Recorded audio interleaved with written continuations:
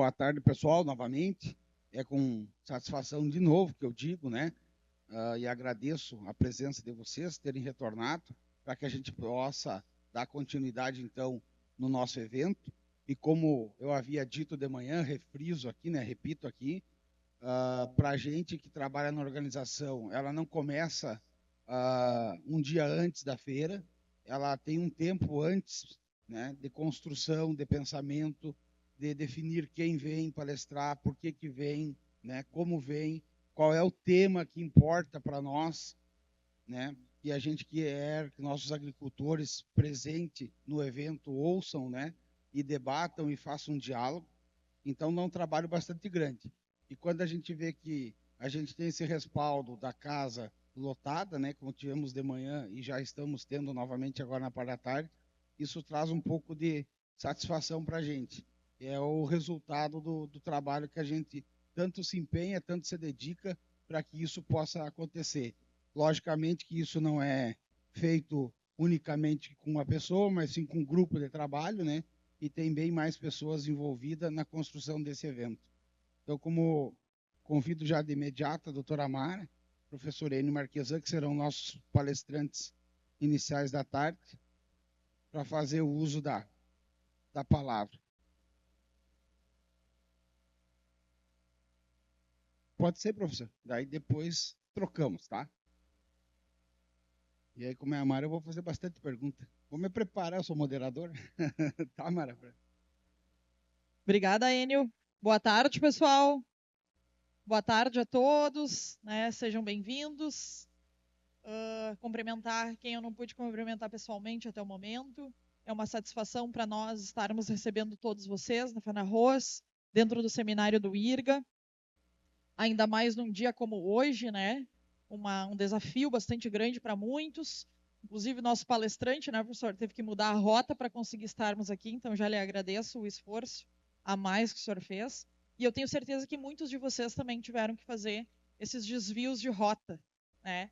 E justamente pela essa temática que nós vamos tratar hoje, que muitos tiveram que fazer um desvio ali em função da 287 trancada, e a gente tem que fazer uma observação ou pensar sobre isso, que se a gente não conseguiu reconstruir um acesso, uma ponte, um desvio do lado do pedágio, como que a gente espera que os produtores vão se reerguer sozinhos?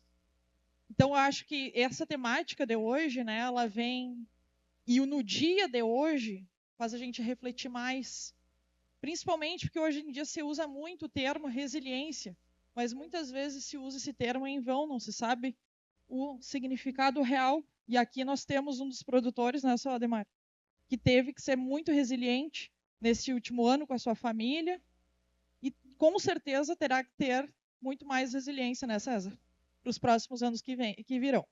Então vamos tratar hoje justamente sobre essas áreas, sobre algumas ações que foram feitas nos últimos anos, as quais a gente conseguiu executar, e o que pode ser feito aí no futuro.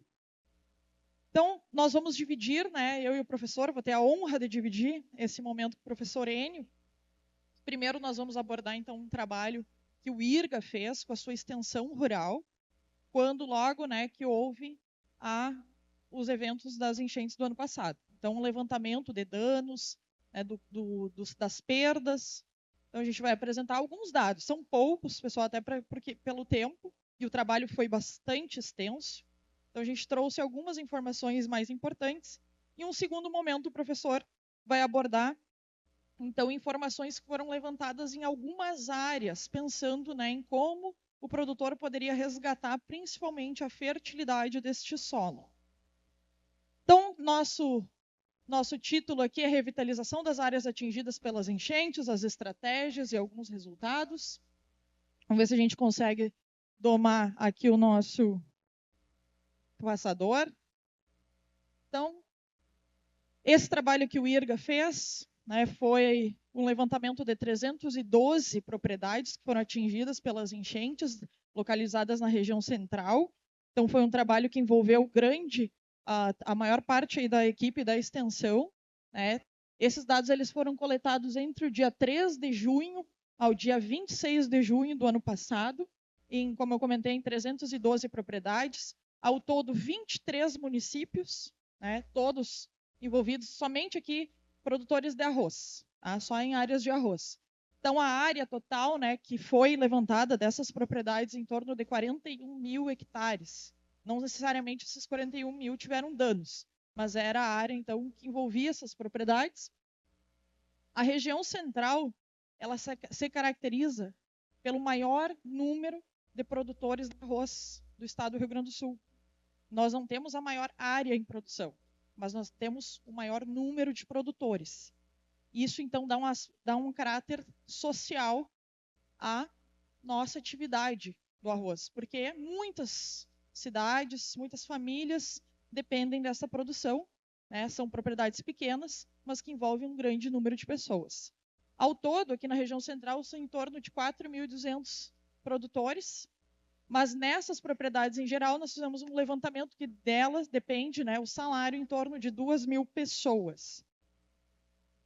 Dentro desses 23 municípios, né, eles abrangem quase 50% desses produtores. Então, apesar da área ser em torno de 40 mil hectares, 50% dos produtores de arroz, né, estão concentrados nessas áreas que foram atingidas, que são propriedades pequenas, né? Olha a média, menor de 50 hectares. Então, foram os que tiveram, né, o maior nível de dano. Dentro dessas propriedades, quase 100% tinha, então, o arroz como predomínio das suas atividades. Também um pouco de pecuária, e aí escutamos de muitos produtores dizendo que uma das atividades que serão abandonadas é a pecuária, porque dificilmente tu consegue salvar esses animais no momento da enchente, né? Não tem para onde colocar esses animais, ou vem muito rápido, então a gente escutou de produtores, né, que já é a segunda ou terceira vez que perdem todos os animais e que a pecuária seria uma atividade que não seria mais, então, desenvolvida nessas áreas. E em torno de 37% a cultura da soja. Apesar de serem áreas que estão propícias à enchente, em alguma parte da propriedade cultivam a cultura da soja. Mas bem menos, né? Quando a gente compara, então, que onde estão localizadas. E aqui foi um dos levantamentos, aqui um resumo, tá, pessoal, de todos os níveis de danos. Então, em relação à estrutura de silos, em torno de 12 milhões de reais foram perdidos. Em torno de grãos no silo, 42 milhões de reais. E grãos na lavoura, em torno de 27 milhões. Ao todo, 82 milhões de danos só pensando em grãos, tá? Ou estrutura de armazenagem. O que tem de maquinário, cerca, casas, galpões, infraestrutura no geral, a gente não colocou aqui, mas tem no levantamento. Tá? Então, isso para se ter noção do que essa pequena área que abrangeu esses municípios tiveram de perda de produto. E os danos ao solo, então, que são os danos mais permanentes, né? E aqueles que muitas vezes a gente é difícil de mensurar o quanto foi perdido e por quanto tempo haverá necessidade de investimentos para a recuperação. E dentro desses danos ao solo, o que foi identificado que em torno de 1.000 hectares foi perdido, né? A gente chama de área, a gente denominou, né, de área decapada, então onde foi perdido, né, até 25 centímetros, muitas vezes, de solo. Em torno de 1.000 hectares dentro das áreas mais atingidas. Então, ali está um exemplo, uma foto, né, onde era a lavoura, ali, a resteva da lavoura, e onde ficou, então, o solo restante. Acúmulo de areia e cascalho, então, em torno de 5.600 hectares. Essa foi uma situação mais corriqueira, talvez a mais grave, porque tu muda toda a textura desse perfil de solo, e eram comum, então, imagens como essa, e também a questão da presença da areia. As erosões, então, isso aqui foi bem impactante, principalmente na região de Dona Francisca.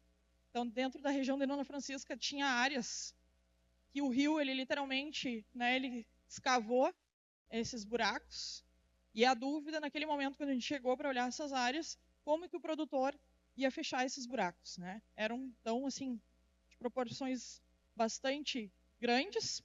E se olhava naquele momento e não se sabia de onde que ia vir esse solo, o quanto ia causar de dano para o solo que estava ao lado, se tivesse que raspar para fechar esse solo, e quanto de dinheiro seria necessário, né, para fazer essa operação.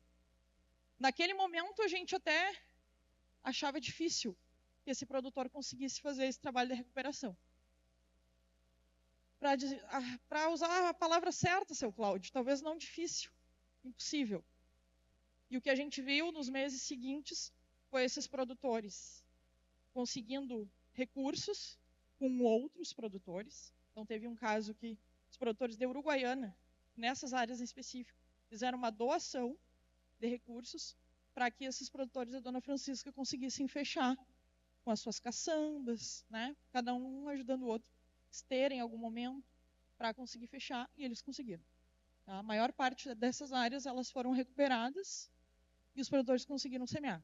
Não que tenham semeado dentro da época recomendada, na melhor condição, lá. Não.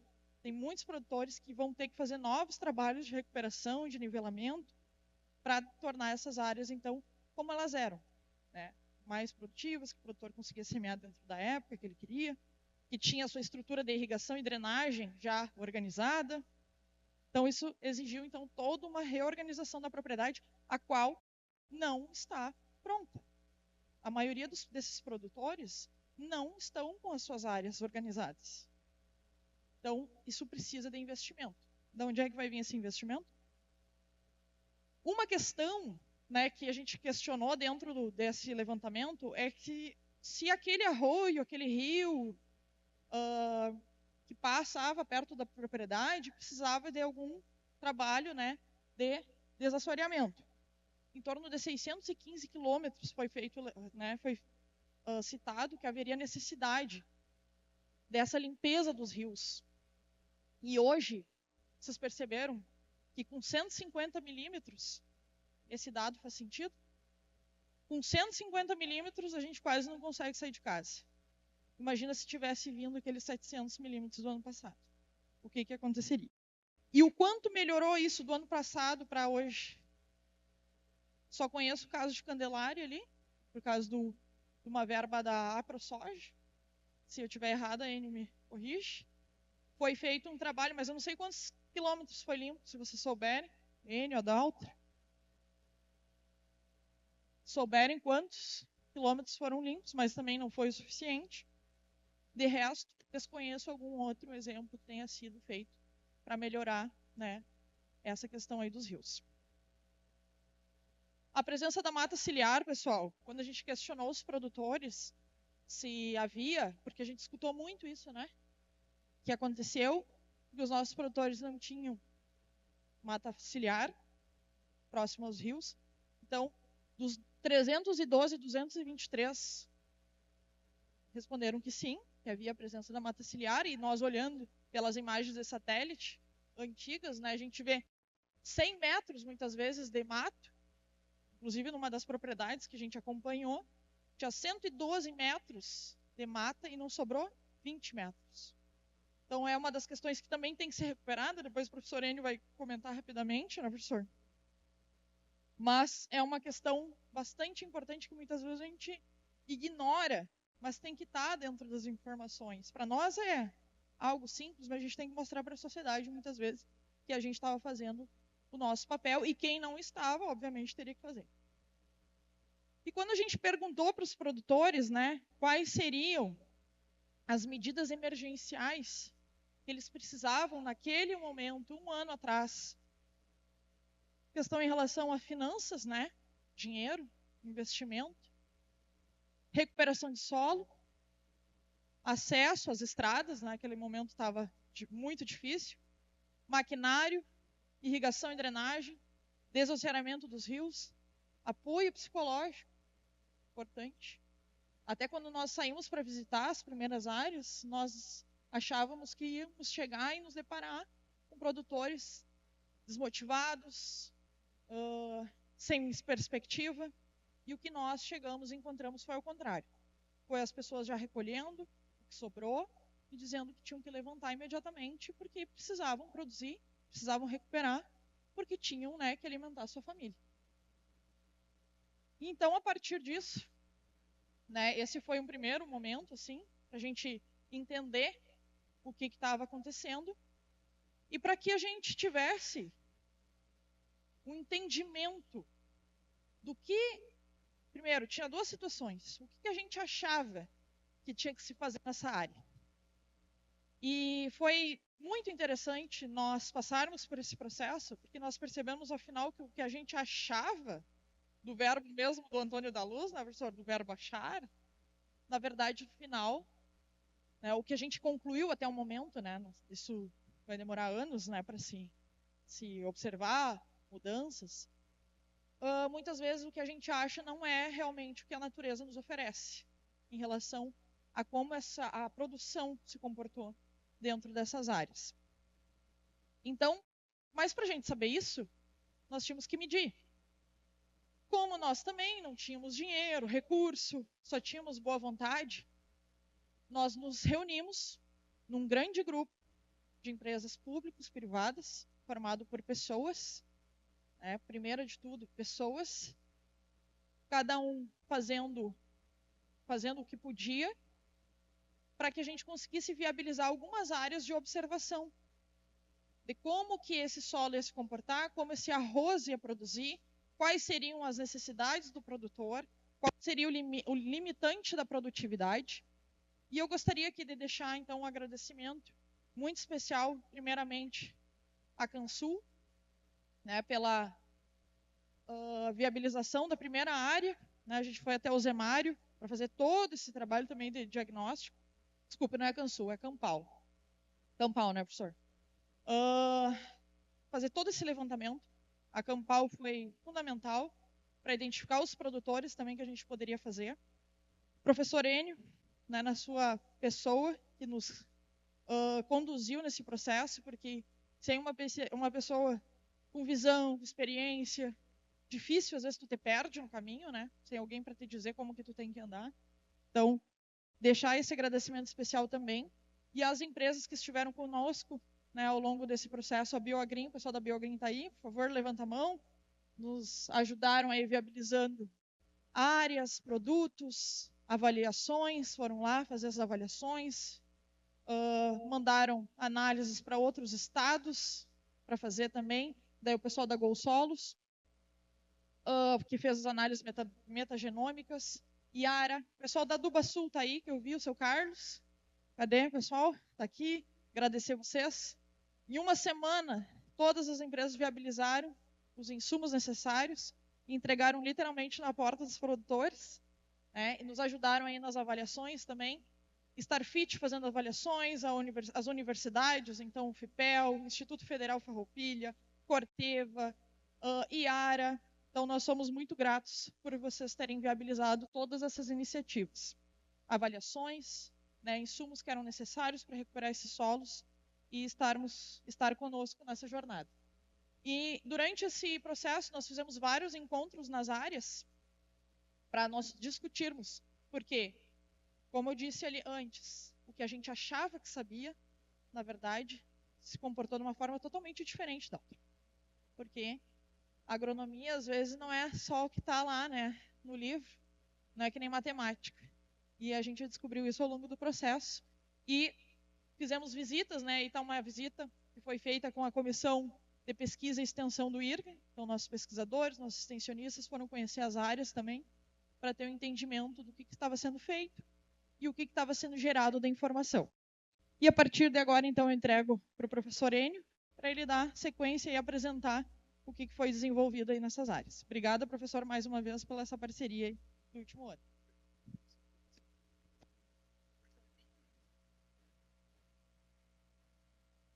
Pessoal, boa tarde a todos. Em meu lugar, obrigado aí pelo convite, Enio, em teu nome aí, agradeço aí a organização da Fena Rosa, todos envolvidos, cumprimento a todos aí pelo evento.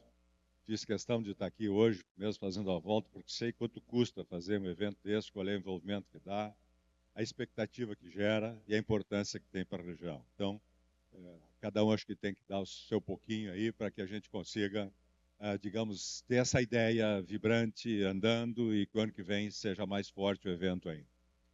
Agradeço aí a satisfação de estar com a Mara aqui, esse jovem talento, o valor que nós temos, pessoal e profissional do Rio Grande aí, a serviço aí da Lavoura Roseira, Metade Sul, Terras Baixas, né?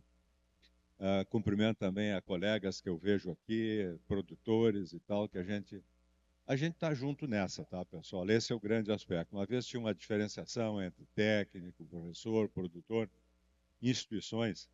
Vamos deixar desse negócio, tá? Isso não existe mais. Estamos todos juntos no mesmo barco. Não tem um que é o mais importante, o indispensável do outro.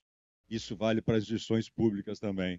Se pensa que sozinha vão conseguir dar conta do recado, não vão dar conta do recado. O Antônio da Luz mostrou isso muito claramente para nós hoje. E eu vou terminar com essa reflexão depois do Antônio da Luz, na minha avaliação final aí, eu acho que ele deixou deveres a fazer, né? E eu, meio-dia, fiquei pensando sobre aí, vou dividir com vocês, podem não concordar, não precisam concordar, mas a partir da chamada e puxão de orelha que ele deu, eu fiz reflexões e vou colocar para vocês aí, tá? A Mara colocou todas as pessoas aí como exemplo. Vou finalizar com isso também, pessoal. Se nós esperássemos só pelo poder público, esses resultados hoje não estariam aqui. Então, o grande exemplo que fica, pessoal, para a sociedade gaúcha, é que a gente tem que se juntar, o público e o privado. Esse é o grande exemplo. Um ano depois, nós já estamos aqui com alguns resultados. Poucos, mas nós fomos ao campo e voltamos com o resultado. Não seria possível sem a participação da iniciativa privada nisso aí. E vamos conscientizar disso. Não seria possível, não estaríamos aqui um ano depois.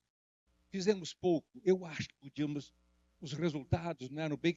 Não, tudo pode ser discutido, mas fomos lá, voltamos, aprendemos muito com esse caminhar aí. É isso que nós vamos apresentar um pouco aqui, mas fica o exemplo dessa parceria público-privada que o Rio Grande tem que fazer muito mais aí, sob o meu ponto de vista. Tá?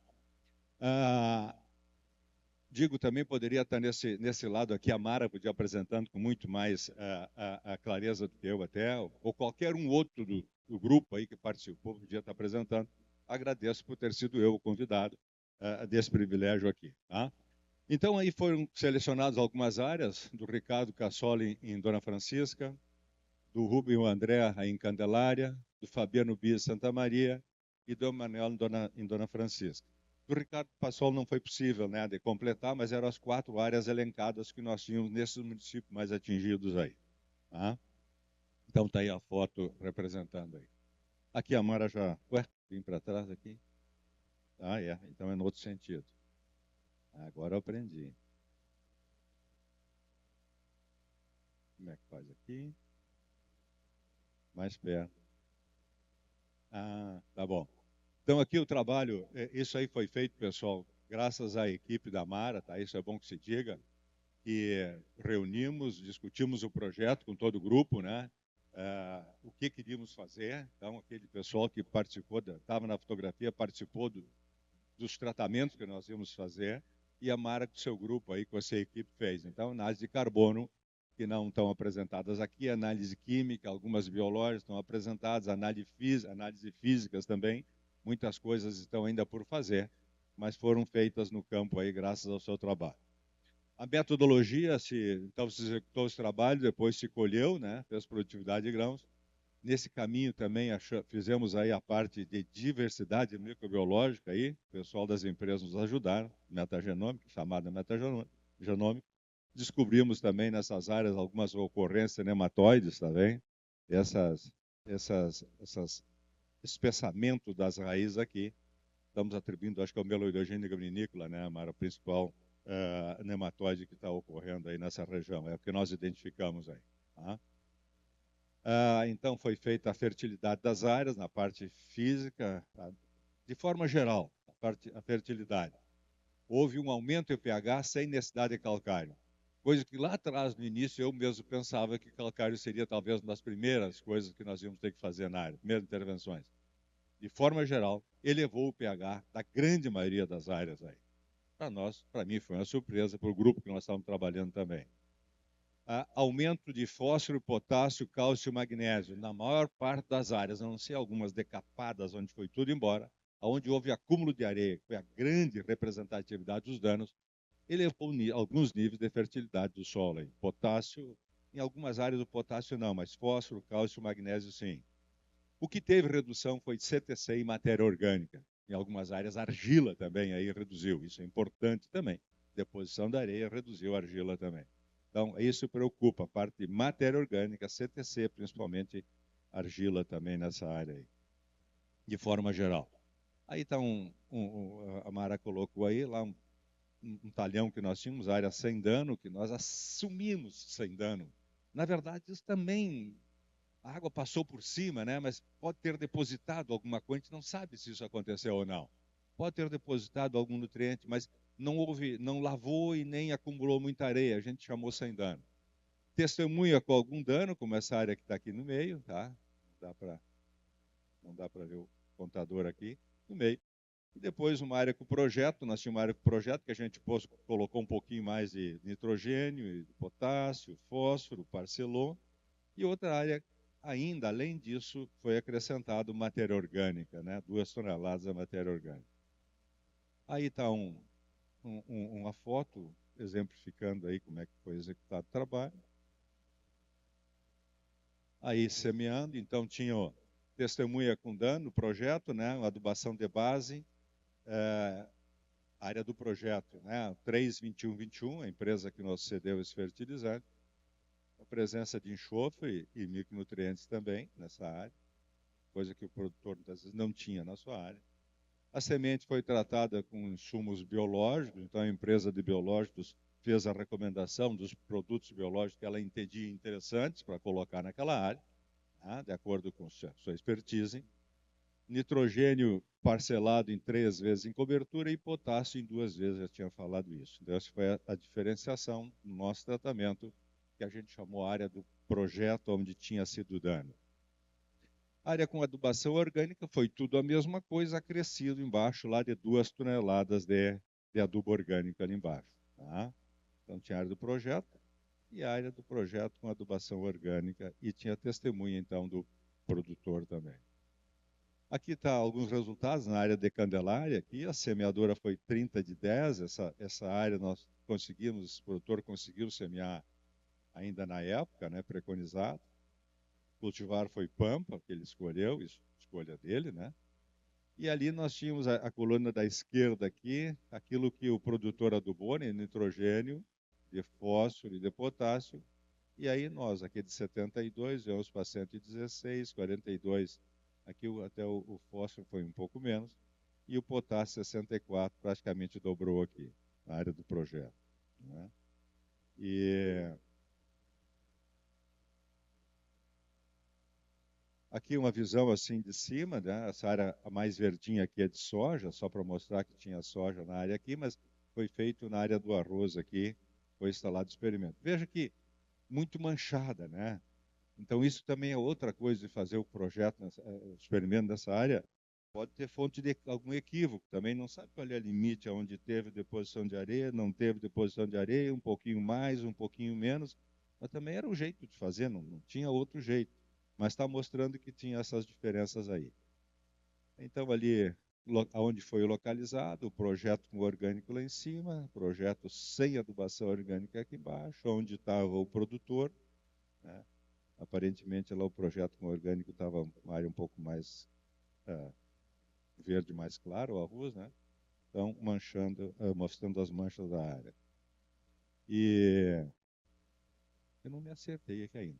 Alguns resultados da metagenômica, isso aí, pessoal. Então, foi feito diversas análises, diversos organismos aqui, mas ali, no fim, está colocando assim, todos os índices benéficos ali, seja de biodiversidade, do biocontrole, alguns organismos que atuavam na fixação biológica de nitrogênio, solubilizadores de nutrientes, fungos micorrízicos ou promotores de crescimento, todos esses índices benéficos aumentaram, exceto a produção de fito-hormônio, nessa área aí de Cachoeira, de Candelária, perdão. O resultado que nós temos nessa área de Candelária foi a área sem dano aí com 10.300 quilos. A testemunha com o produtor com dano 11 toneladas, 11,4. O projeto com adubo orgânico 11,5 e a área do projeto um pouco mais, 12,4. Né?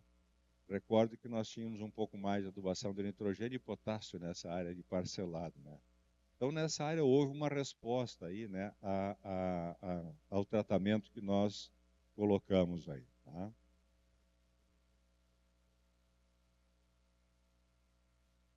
Aqui, essa área sem dano, aqui é bom que a gente diga isso aqui, que apresente essa área sem dano, produziu menos aqui, pessoal, mas a gente está atribuindo isso em boa parte. O que ela produziu? A área sem dano produziu menos. Boa parte por causa que, quando se faz em nível de produtor, sempre tem isso aí, ou chega um dia antes, ou um dia depois, o produtor colheu e só deixou uma manchinha ali que não foi colhida. E essa área acamou muito esse arroz aí, então a gente está atribuindo que isso possa ter tido um efeito. A área não teve dano, era não esqueça, a variedade era o Pampa, né? Então, acamou, de repente, isso pode ter prejudicado e afetado a produtividade nessa área, aparentemente sem dano, que produziu menos.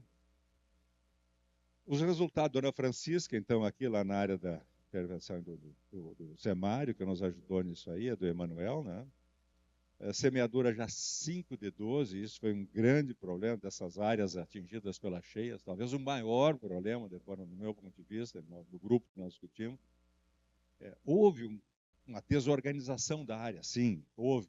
O principal problema é que ele teve que recuperar essas áreas para colocar no processo produtivo, e com isso ele foi semeando mais tarde. E a época de semeadura talvez seja o principal fator que tenha interferido aí.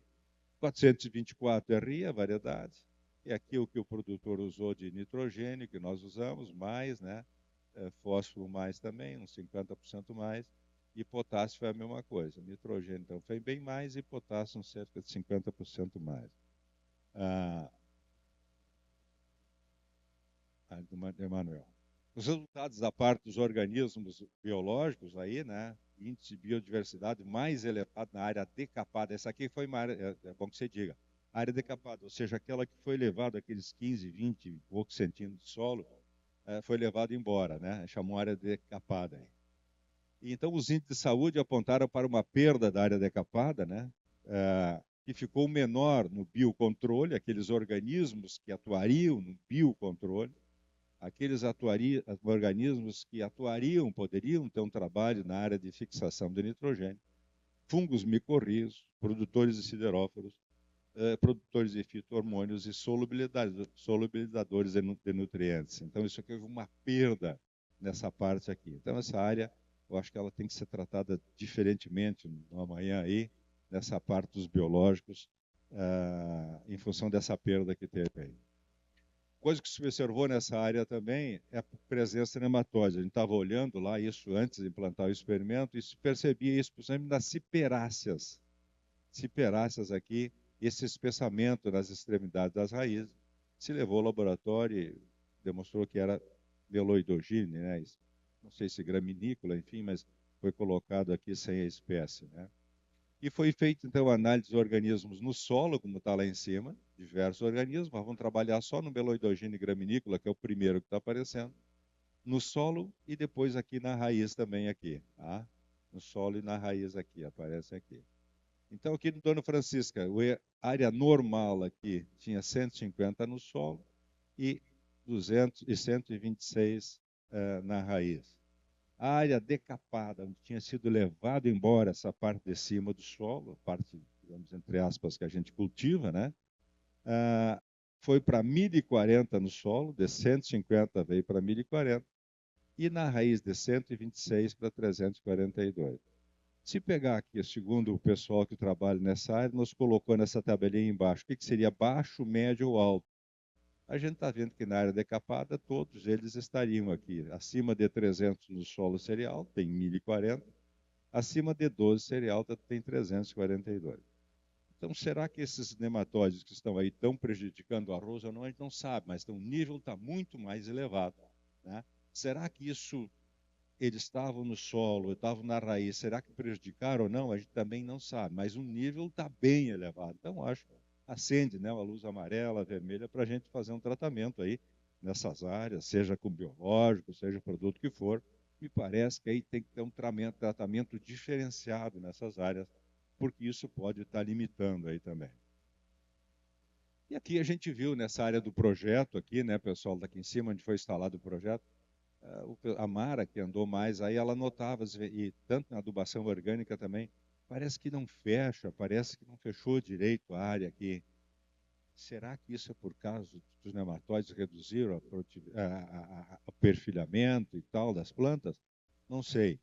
O fato é que esse é o que aparecia. E ela tirou uma foto de algumas plantas ali, veja, se esperava que tivesse mais raízes aí já nesse momento. Está em V1, ali indo para V2, talvez pudesse ter mais raízes. A foto à esquerda, onde está a área ali, meio aberta ainda. Não sei. A gente, tudo no terreno das hipóteses aí. Tá? Aqui tinha a presença de arroz vermelho, tá? A área também não era tão grande, mas tinha a presença de arroz vermelho, que pode afetar um pouco os resultados. E aqui a produtividade, Dona Francisca, o projeto 8,7 toneladas, será que foi provocado por presença de nematóide ou não? Não sabe. O sem dano 9, o produtor maior, e com adubo orgânico expressou mais ainda. Depois gostaria de ver o pessoal da Adubasul aí, pode ser que tenha também alguma colocação nesse sentido aí, pode ter ajudado aí nessa área com problemas, pode ser que o adubo orgânico tenha, não sei, vamos ouvir os especialistas ou alguém que trabalha nessa área também. Aqui os resultados de Santa Maria, então, é a terceira área que foi feita, lá na área dos bise, né? Semeadura 12, tarde também, mas foi impossível, tinha meio metro, 60 centímetros de areia, né? E não dava para entrar, simplesmente não dava para entrar, foi possível quando deu aí, quando parou de chover. Semeadura a lanço, nem isso o produtor conseguiu fazer, semeadura em linha, lanço também é outro problema, mas foi o possível de fazer, né? Nas condições do produtor. E aqui nós temos aqui as quantidades que o produtor usou de nitrogênio, fósforo e potássio, e as quantidades que nós usamos de nitrogênio, fósforo e potássio. Usamos mais do que ele usou na área. Aqui uma área para mostrar, né, o que depositou de areia em cima, né, uns 20, 30 centímetros de areia nessa área aí. E os índices de biodiversidade, área, foram bem mais elevados na área afetada, que inclusive ficou com um índice tão alto que ultrapassou o parâmetro esperado pela empresa, né, acima do quartil superior, resultado da riqueza fúngica e bacteriana altíssima. Essa área também é um problema. Depois a gente foi ver, essa área tinha uma contribuição muito grande, não sei se do esgoto, né? Eu acho que passava por ali. Então deve ter muitos outros organismos ali também. Por isso esse resultado um pouco fora do esperado pela empresa também. E aqui, o resultado do nematóide é lá também, Santa Maria, né? Então veja que aumentou também pra caramba aqui, olha, de 290 aqui no solo, na área de areia.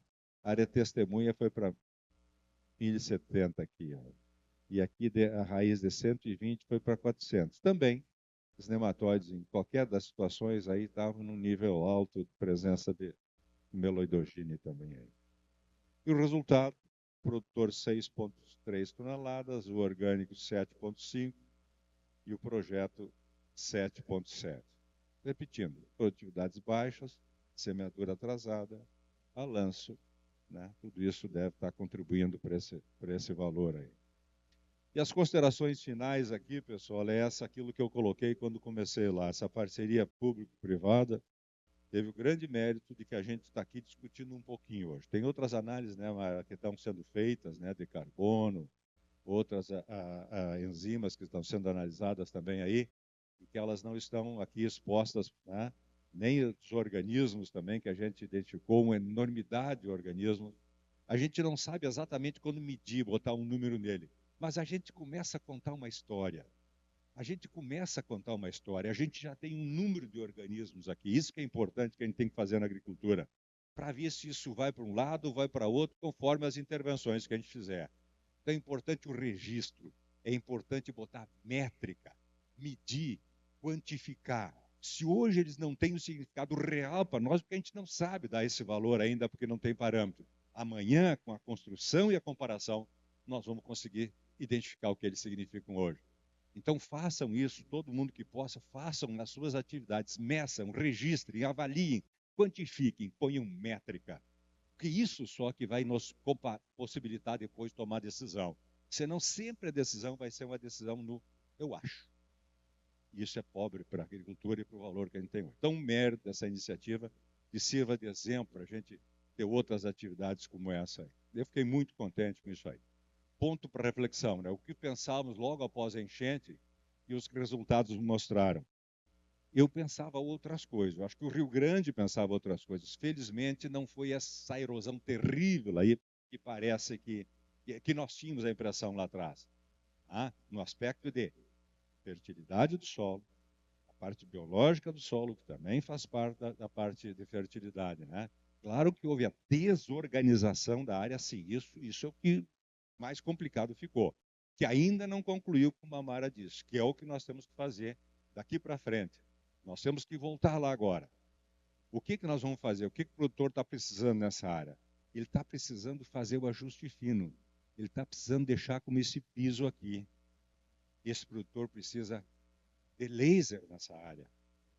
E aí está para os órgãos públicos. Aí nós podemos ajudar. Esse cara precisa recuperar o nivelamento superficial da área para irrigar melhor. Para drenar, ele precisa recuperar os seus drenos que foram assoreados e ele limpou como deu.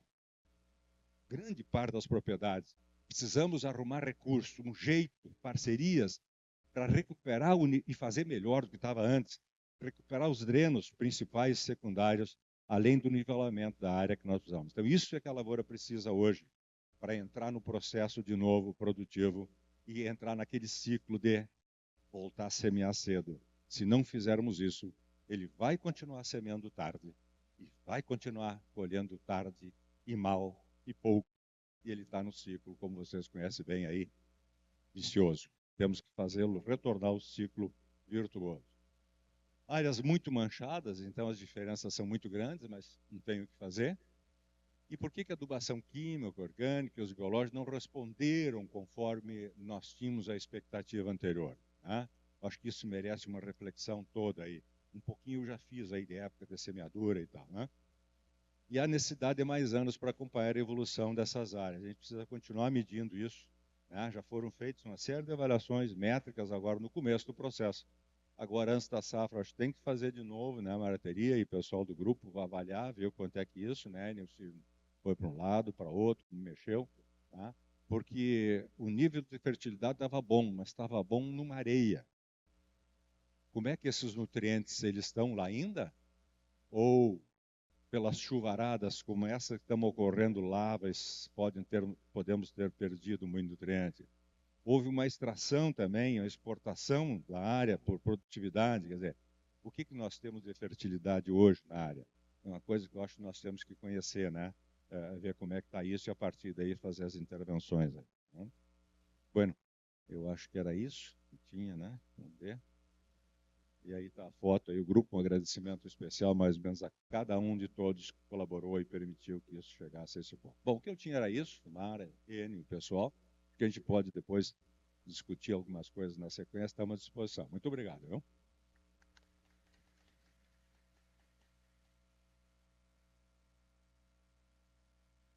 Bem, pessoal, como vocês puderam acompanhar, né? A Mara colocou quando iniciou a apresentação dela, o trabalho que realizamos, um diagnóstico do levantamento das áreas que haviam sido afetadas pela enchente de maio. Isso quer dizer que a equipe técnica do IRGA, ela foi para campo, fez o diagnóstico, e depois nós precisávamos encontrar uma solução de saber daquele diagnóstico o que nós poderíamos apresentar ou pesquisar ou desenvolver junto das propriedades de alguns produtores. E assim o fizemos, como o professor Enio mostra, né, na parte que ele apresenta, a partir da associação com algumas empresas, né, público-privada, público porque o IRGA estava junto conosco, através da Coordenadoria Regional Central, assim como o IRGA todo, né, e mais as empresas e como a Mara frisou bem, e aqui eu quero também agradecer, que em um telefonema apenas, eu lembro do seu Carlos, da Dubasul, está aí o seu Carlos? Com uma ligação, imediatamente ele já disse, vou fazer contato com a minha gerência e abraçamos o projeto. Né? Já não precisamos nem de uma segunda ligação, pela importância que ele via também de fazer essa iniciativa público-privada. Eu não sei, eu passo para vocês primeiro, se vocês têm algum questionamento, eu até preparei umas perguntinhas aqui, mas eu passo para alguém se quer fazer algum questionamento com relação ao que a gente viu em 2024, em maio, das enchentes de maio.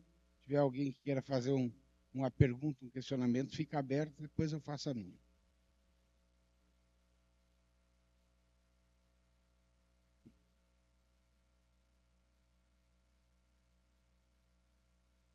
Dentro dos números apresentados pela Mara, da quantidade de propriedades e de área prejudicada pela enchente, se tem ideia do quanto vai voltar ao normal ao longo dos anos, ou tem muita coisa perdida?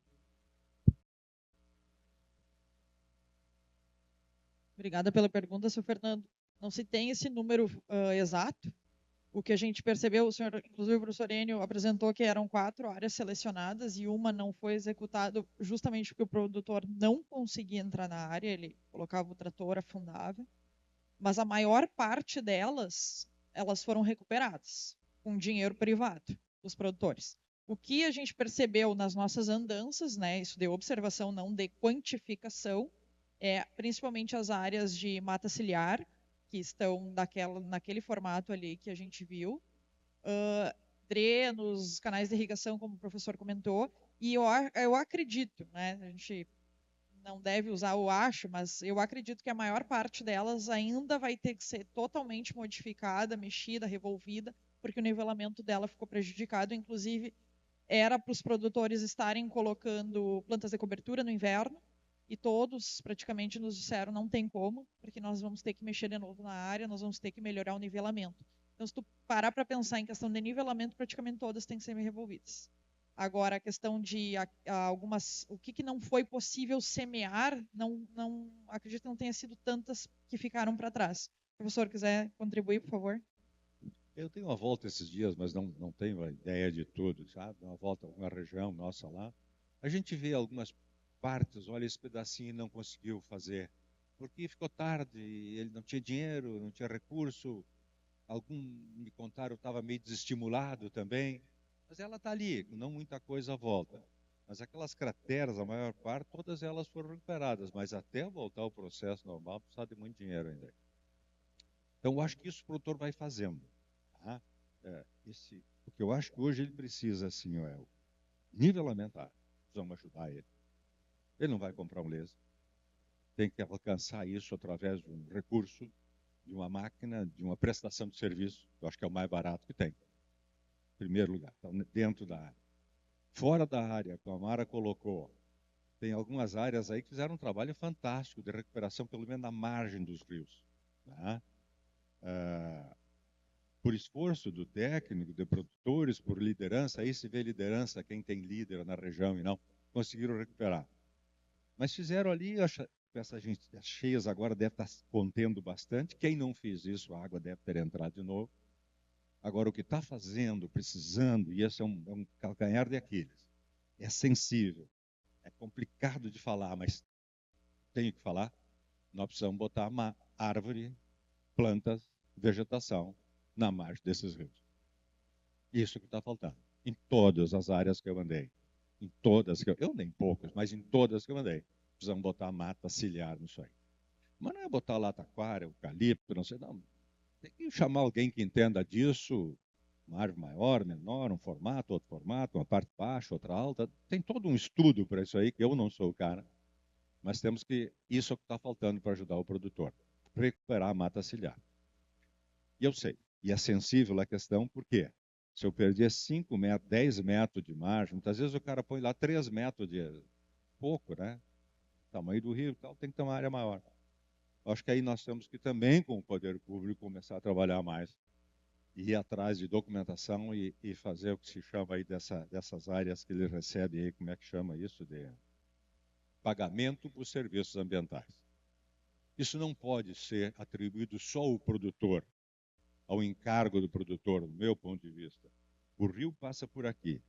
Nós, como sociedade, queremos que o rio passe por aqui e limpo, porque lá embaixo eu vou tomar água desse rio, a sociedade, a cidade vai tomar água desse rio. Por que só o produtor que está aqui tem que pagar para manter essa água do rio limpa, para todos nós lá embaixo tomarmos a água do rio limpa? Isso é um exercício que os órgãos públicos e a sociedade têm que fazer. Então, esse produtor, no meu ponto de vista, isso tem lei já, desde 2021, precisa executar. Que esse produtor preserve as suas margens, mas que receba pagamento por serviços ambientais que ele está proporcionando para mim lá embaixo, que não sou produtor rural, mas tomo essa água. Não sei se todo mundo entendeu a minha posição ou não. Isso é o momento de discutir agora.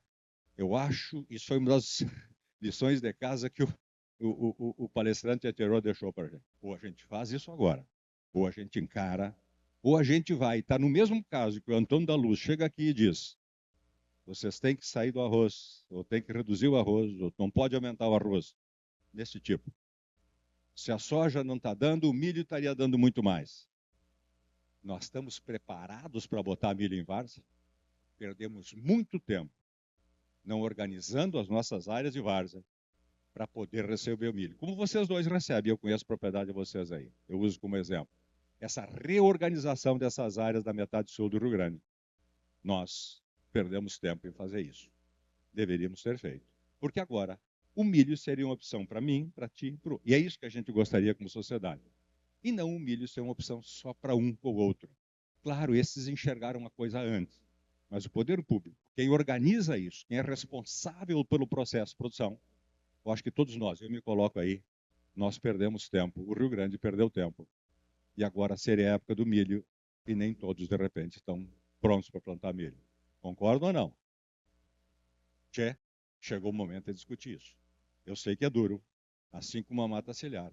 Eu sei que é difícil, mas ou nós nos organizamos, ou a gente vai perdendo o trem da história. Esse é o meu ponto de vista. Aproveitando a tua colocação, a tua provocação.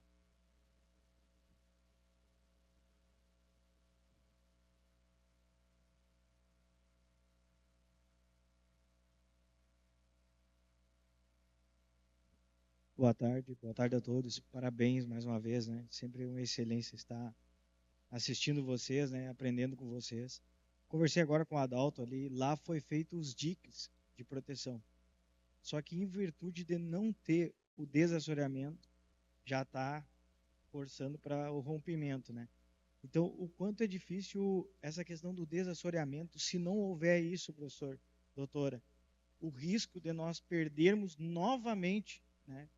É muito alto. Estava conversando com ele, se aumentar mais o nível de hoje para amanhã, é bem provável que possa romper mesmo esses diques que foram feitos altíssimo, né? Foi aumentado da última enchente, foi aumentado mais de metro, né? E mesmo assim está arriscando romper ali na região de Candelária. Então, esse assoreamento também não era o momento também de a gente pressionar as autoridades para ver se, seja falando com os ambientalistas, né, para estar junto dessa pegada, porque não é só jogar o maquinário lá, né, a gente tem toda essa questão ambiental, só que se a gente não pensar nisso, a tendência é piorar, né, doutor?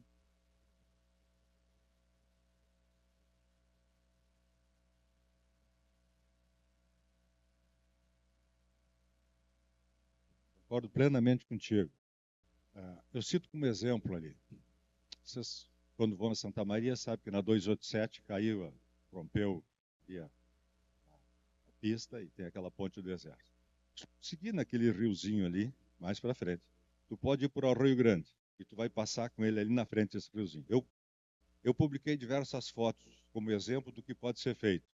Antes o rio obstruído, e essa palavra desassoreado, ela assusta, viu?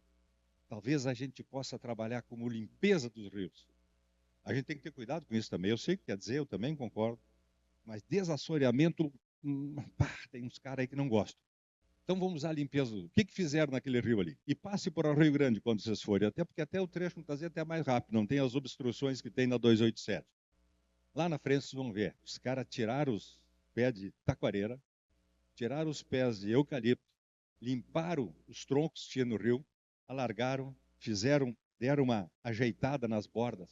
Tinha tá parecido com o rio aquele negócio. Tá bonito, tá lindo, tá bom de tirar fotografia. Eu fiz porque eu tirei fotografia depois e cumprimentei o órgão público que fez aquilo. Então, concordo plenamente contigo. Talvez tenhamos que trabalhar a palavra limpeza dos rios, alguma coisa assim, para não comprar briga com esses caras que sabem como é que é, né? Mas é exatamente fazer o que tu está propondo. Concordo perfeitamente.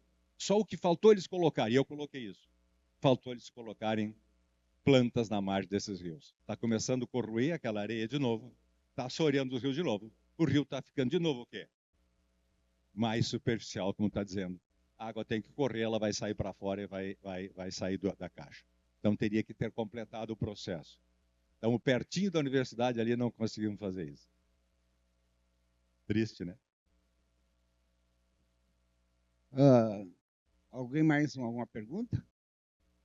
Então, se for possível, né, eu gostaria tanto do Lucas, que eu vejo aqui, meu amigo, nos abre a porteira da propriedade dele para a gente trabalhar lá. Vários experimentos fizemos nos últimos anos lá, né, Lucas? E o seu Ademar, que sofreu esses impactos diretos.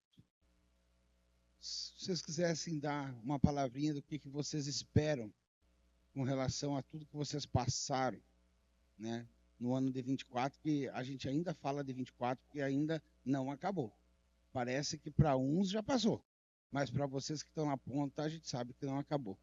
Então, não sei se vocês gostariam de dar uma palavrinha do que vocês esperam por tudo que vocês passaram e ainda não veio com relação a esse enfrentamento, a isso que foi mostrado pelo professor Enio Marquesan e pela Mara. Pode ser?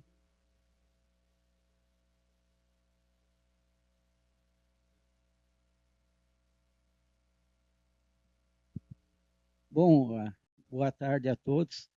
Não estava preparado para falar, mas todo mundo acho que sabe o que nós passamos, né? Acho que pouca gente teve o prejuízo que nós e o Lucas tivemos lá no fundo da Porteira 7, por nós termos ali o rio Piquiri, o rio Iruí, né, se juntando com o Jacuí. E se da cidade de Cachoeira para cima, o rio chegou num nível, lá para nós ele foi muito pior. Nós temos aí, mais ou menos, para vocês terem uma noção, seria em torno de 6 metros mais alto que a enchente de 41. Foi um troço jamais visto. E falando em reconstrução, né, eu não sei se meus guris estão aqui ainda, mas faz muita força, né? Ajuda muito a união das famílias, né? Como eu com 2 guris, a gente baixou a cabeça. Hoje eu acho que se eu vim para a cidade dentro de um ano, não chegou em 15 vezes que eu vim para a cidade, estava direto lá fora. A destruição foi muito grande, até hoje eu não tenho casa para morar. Eu ajeitei um alojamento no galpão para poder parar, porque eu dei preferência ali em arrumar umas casas para empregado, reformar tudo que destruiu, porque não ficou nada, não ficou nada. A estrutura que nós tínhamos era para plantar 1.000 hectares de arroz e 1.000 de soja. Foi tudo destruído, tudo demolido, né? Não sobrou uma panela para cozinhar comida, se levou tudo embora. Do Lucas a mesma coisa. E hoje, ainda para vocês terem uma ideia, o pessoal me critica muito que eu não estou nos movimentos, né? Ajudando o pessoal e coisa, né? Só que pouca gente sabe que eu e o Lucas ainda temos coisa dentro do rio por recolher, e nós não conseguimos recolher, né? Inclusive panelas tem lá dentro do rio ainda, pneus. Então, a gente deu preferência para as principais coisas e entrou a planta. Nós jamais abandonamos, né, a planta, né, Lucas? Se dedicamos de unha e dente nas plantas. E vocês sabem, né, que tudo que tu tinha, tu acha falta quando tu vai precisar. Então, toda hora a gente se lembra, mas eu tinha isso. Né? Lá comigo estavam as coisas, sou filho único, estavam as coisas do meu pai, do vô, da avó, estava tudo comigo lá, não sobrou nada.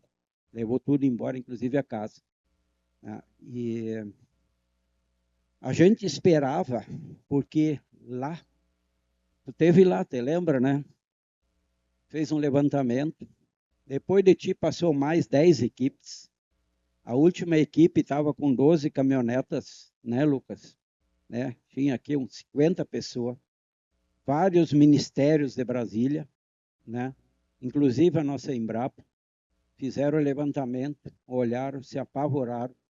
E nós já sabíamos naquele dia que a nossa porteira 7 não estava na mancha dos atingidos pelas enchentes. Não constava. Botou 6 metros d'água no pátio e nós não constava na lista e não tinha ajuda nenhuma para nós. Inclusive aquele rebate junto aos custeios, que era até 120 mil ou 30%, não tinha direito e não temos direito. Por quê? Porque a nossa porteira 7 não foi atingida, né?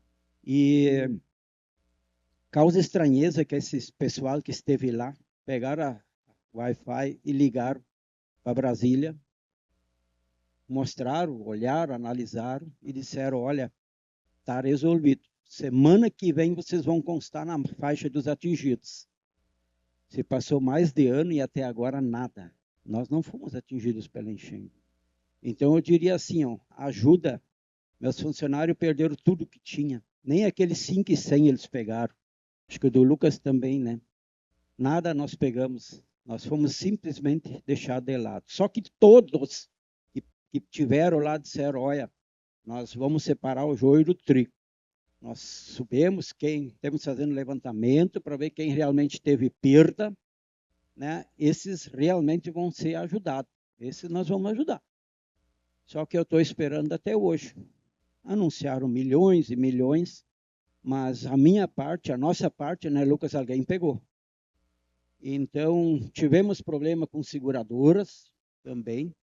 Às vezes, um trator que não estava lá, legível, a plaquinha, que tinha seguro, ele foi desconsiderado seguro.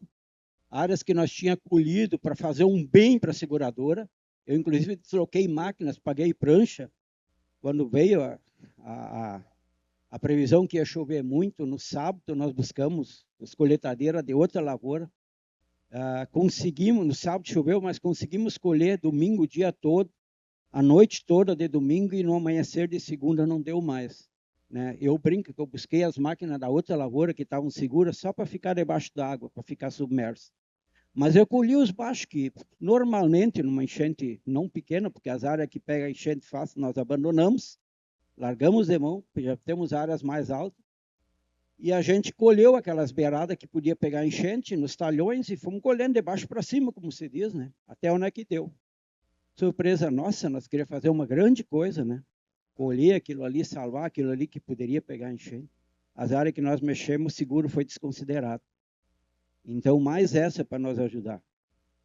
Então, a decepção é muito grande, né? Quem poderia nos ajudar?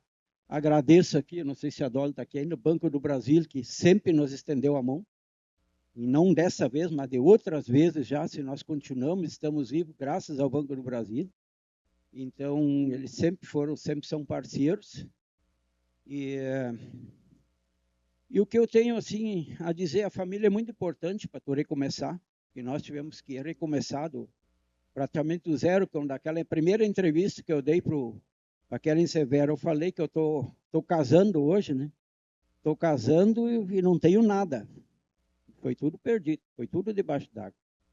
E então a família é importante para reerguer, muito trabalho.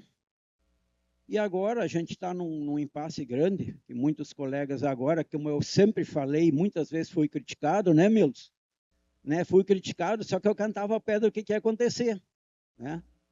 Nós estamos vivendo hoje, isso vinha vindo em silêncio, e muitas vezes foi desmascarado com leva novo financiamento, arrenda mais área, paga mais arrendamento. Isso foi crescendo e agora estourou. É um caminho sem volta. Eu tenho pena de muita gente aí que não vai conseguir dar o tomo. E falei com o Antônio da Luz agora a respeito dos movimentos, de tudo, e perguntei para ele, vocês já traçaram o plano B? Quem é que precisa? E ele tem que ter o plano B. Porque eu acho que desse governo, essa safra, ninguém vai ser contemplado. Posso estar enganado. mas traça o plano B, que nós já traçamos o plano B, né? Vamos tentar sair, se não dá por aqui, vamos sair por outro lado. Então, é muito importante que o pessoal tenha os pés no chão, né? Eu, como participei dos movimentos aí, e fui cobrado muitas vezes por não estar, mas eu tenho ainda trator desmanchado lá no galpão, que eu não consegui montar. Tem motor desmanchado ainda, que eu não consegui montar, que eu preciso montar. A mão de obra sumiu, não se encontra, além de cara, não existe mais mão de obra, em qualquer segmento, seja mecânico, seja eletricista, seja um aguador da lavoura, essas benesses sociais, aí, esses benefícios sociais aí que está só criando vagabundo no nosso país, isso também tem que dar um basta, porque não tem mais gente trabalhar. Eu cito exemplo, quando eu precisei de gente para reerguer o que caiu lá, eu cheguei na casa do cara e perguntei se ele estava disposto a ir para fora. Não sei. Até posso ir, depende do que tu paga. Aí eu digo, tchê, e daí como é que nós vamos fazer? Vamos fazer um contrato? Tu vai me assinar um recibo, alguma coisa? Não posso. Eu tenho isso, isso e isso. Se aparecer meu CPF, eu perco esse meu direito. Então, infelizmente, está assim e cada vez pior. Então, ou o país acorda, ou nossos políticos acordam, ou senão vai acontecer o que minha avó dizia, meu pai dizia. Vai chegar o dia que nós vamos ter dinheiro e não vamos ter comida para comprar. Né? Isso pode acontecer a qualquer momento. Tá? O caminho está desenhado. Né? Ou as pessoas de bem se juntam e viramos a mesa, ou, caso contrário, nós vamos um caminho cada vez mais difícil. E hoje, né, nós que arroz, eu digo, a soja é uma planta de preguiçoso. Agora o arroz tu trabalha o ano todo.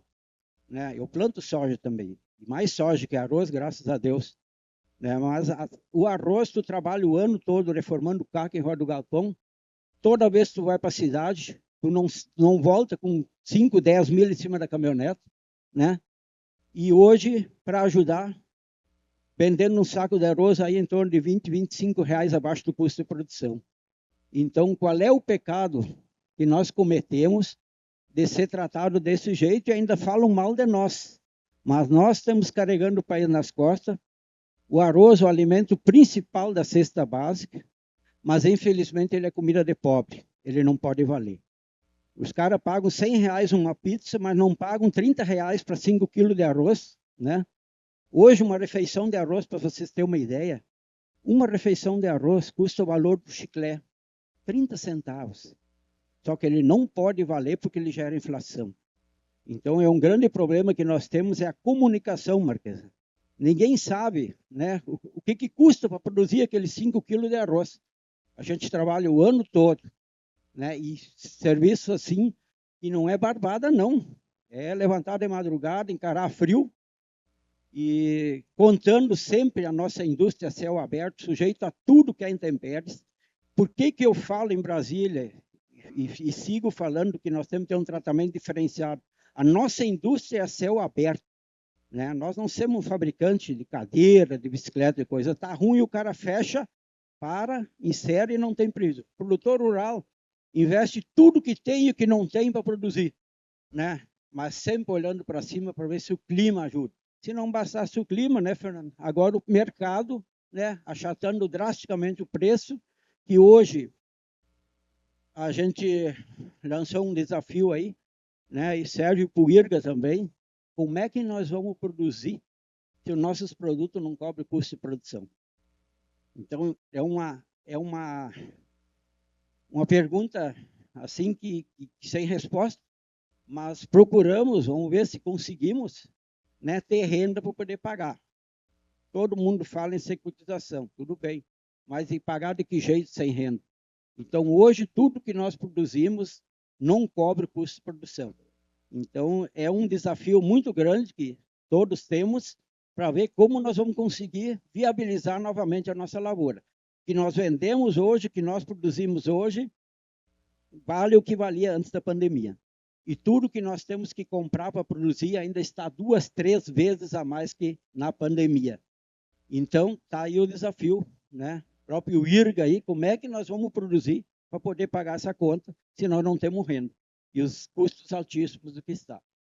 E a minha decepção é grande com nossos governos, que simplesmente abandonaram o Rio Grande, anunciaram um valor que não existe, né? Que não veio, que não apareceu, e a gente está aí, como se diz assim, salve-se quem puder. Era isso, obrigado. Obrigado, senhor Ademar. Tá? É justamente um pouco da fala do senhor Ademar que a gente trouxe, né? Que motivou essa iniciativa, né, professor? Unida com essa equipe técnica da Regional Central, junto com as empresas que se disponibilizaram naquele momento, imediatamente, que nem eu citei anteriormente, para que a gente pudesse voltar lá, seu Ademar. Porque muito na minha vida eu já fiz questionário. Questionário por questionário não me ajuda em nada. Né? Eu preciso, pós-questionário, ir lá na volta da propriedade produtora e dar resposta para ele. E por isso, desta forma, nós fizemos essa ação em conjunto com o que foi apresentado aqui. Tá? O Lucas, outro dia me liga me pedindo um pequeno laudo, uma pequena escrita, né, da situação dele, que eu acompanhei. Nós fizemos projeto técnico pelo IRGA lá dentro da propriedade dele, com o nosso Dr. Jaime, né, pesquisando insetos, pragas de todas as ordens. Se eu não puder fazer um pequeno laudo para o Lucas, então não tem por que eu estar, né, na frente de um órgão público. É a primeira coisa que eu disse para o Lucas, eu vou fazer, né, não te entreguei ainda, estou te devendo, né, eu vou fazer, custe o que custar, porque não tem como eu não fazer vendo a situação do que os nossos produtores na região central passaram. Né? Não tem como a gente se negar. Eu acho que isso é a importância do órgão público, devolver aqueles que nos mantêm e nos pagam. Mas, bem, tenho duas perguntas rapidinho para nós encerrar, passar. Nós temos o Dr. Cleiton, né, que vai nos abrilhantar aí. A Mara cita, Mara, aqui na região central, e é verdade, nós temos uma característica muito peculiar, que é ter um número grande de famílias em pequenas áreas, né? E essas famílias geralmente não têm recursos para fazer esses rearranjos que o professor coloca muito bem, né? Como essas famílias poderiam articular alguma coisa, ou o que poderia ser feito por essas famílias, que são diferentes de famílias que às vezes têm grandes propriedades, têm assistência técnica particular, privada, têm os seus engenheiros agrônomos, seus técnicos dentro da própria propriedade, e eles mesmos fazem o planejamento da reconstrução daquela unidade de produção agrícola. Mas e para os nossos agricultores da região central? Né? Como que eles vão fazer para sair? E já aproveito e emendo a pergunta depois para o professor. Esse trabalho, professor, que foi mostrado aqui neste formato como está, ou como foi feito, né? É assim que devemos continuar, ou ele pode ser uma base para nós evoluir para um outro tipo de processo? Então, daí, com isso, eu acho que nós podemos finalizar. Obrigada pela pergunta, Enio. Bom, dentro dessa característica que nós temos, né, das pequenas propriedades, que a gente viu, vai muito de encontro com o que o professor Enio comentou do nivelamento. A gente questionou os produtores, por que o senhor não passa um laser aqui antes? Não consigo. Minha propriedade é muito pequena, para mim não tem, o custo tem que vir, eu tenho que alugar, e muitas vezes as empresas não têm interesse para alugar só para mim. Se eu alugar, o vizinho tem que alugar junto, e, né, questão dos investimentos que tinham que ser feitos no momento. Então, eu vejo, Enio, que essas comunidades, elas só vão conseguir evoluir nesse sentido das melhorias através de políticas públicas que abordem a comunidade em si, que vejam esse diferencial. E é difícil tu mostrar isso muitas vezes, né? O exemplo maior era o anúncio da compra de arroz, que foi feito pelo nosso governo, sendo que a maior parte da safra já estava colhida. E os pequenos produtores que não tinham arroz ou que perderam dentro do silo, que estavam sem a possibilidade, então, de fornecer arroz ou de vender arroz. Então, só através de políticas públicas ou associações de produtores que a gente vai conseguir evoluir, porque não adianta o produtor comprar um RTK lá, só ele sozinho, com 20 hectares, não é viável economicamente. Mas para ele adotar, por exemplo, uma soja para se manter viável, por causa do vermelho, ou como o Antônio da Luz mencionou, fazer uma rotação com milho, ele precisa de altos investimentos, que sozinho ele não vai conseguir. Então, essa é a minha opinião. Obrigado, Marco. É muito difícil, né? Muito difícil responder. Se soubéssemos, já estaríamos em outra condição. Mas eu associo aquilo que o Koschenborg falou. Quando a gente está meio solito lá no fundo, quem nos ajuda mesmo é a família, né? É ali que tu encontra a força, a vontade para trabalhar 1 hora a mais, 2, acordar mais cedo, chegar mais.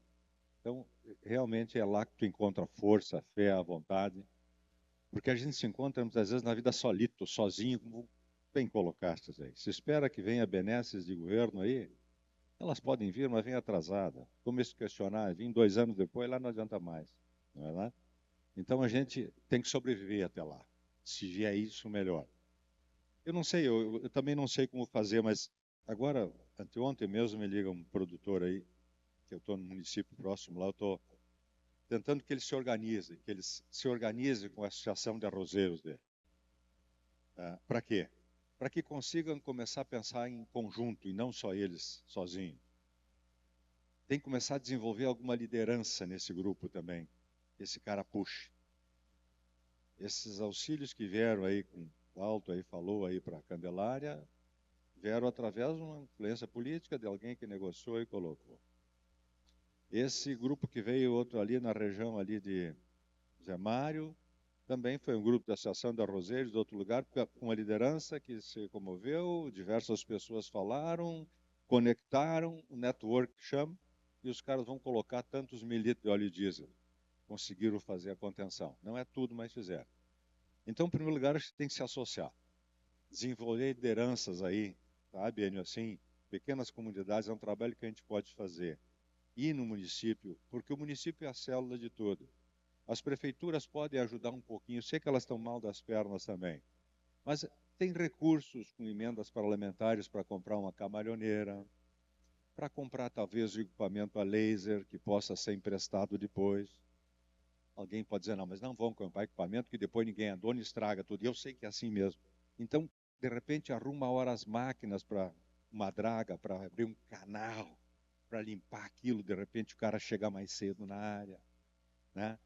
Aluga horas para alugar um laser de um cara que já tem, que vai fazer muito melhor que comprar um laser e ninguém cuida de nada, estraga logo. Horas, eu acho que assim, organizar no município, né? Isso é um trabalho, acho que a gente pode fazer. Não é fácil, porque cada produtor, cada um de nós, somos pessoas muito diferentes. Nos unir em torno desses interesses é coisa complicada, só um líder mesmo, alguém que o cara olhe para ele e diz, esse cara não tem interesse em arrumar dinheiro, me fazer sacanagem, vamos andar junto com ele. Eu não vejo outro caminho, velho, a não ser nessas pequenas comunidades, núcleos se formarem e a partir daí começarem a pedir ajuda. Por exemplo, uma empresa que me vende defensivos agrícolas, todo ano compro. Tchê, me dá uma mão aqui, eu estou mal agora, me dá uma mão, me paga umas horas máquina aqui. Põe esse cara também que vai vender o produto, vai continuar vendendo, é interesse que eu fique na atividade. Me ajuda um pouco. Então, acho que esse tipo de ajuda, pequena, num começo, quando vier um dinheiro do governo maior, mais amplo, pois bem, aí nós vamos dar um up, mas nós precisamos ficar vivo até lá. Eu acho que ficar vivo até lá depende dessas atitudes assim nas pequenas comunidades de organização. Isso é um trabalho que nós, órgão público, podemos ajudar. Ou privado também. Eu estou fazendo, já não estou mais órgão público, estou tentando fazer, tentando ajudar, tentando que eles enxerguem o que tem que fazer, porque é eles que têm que fazer, a gente só dá uma mãozinha. Então, hoje me consultaram, topa ser consultor técnico? De graça? Claro que topo, e vou aí mesmo e não cobro combustível. Então, acho que é isso que a gente tem que fazer, cada um se doar um pouquinho mais. Se doar um pouquinho mais, eu acho que esse é o momento, e é por aí o caminho. Obrigado, professor. Convido o meu colega Jonei e o Nelson para fazer a entrega do mimo, um para a Mara e outro para o professor Enio Marquesan, já que foram nossos moderadores na parte da manhã o Nelson e está sendo o nosso cerimonialista aqui, né, o Jonei.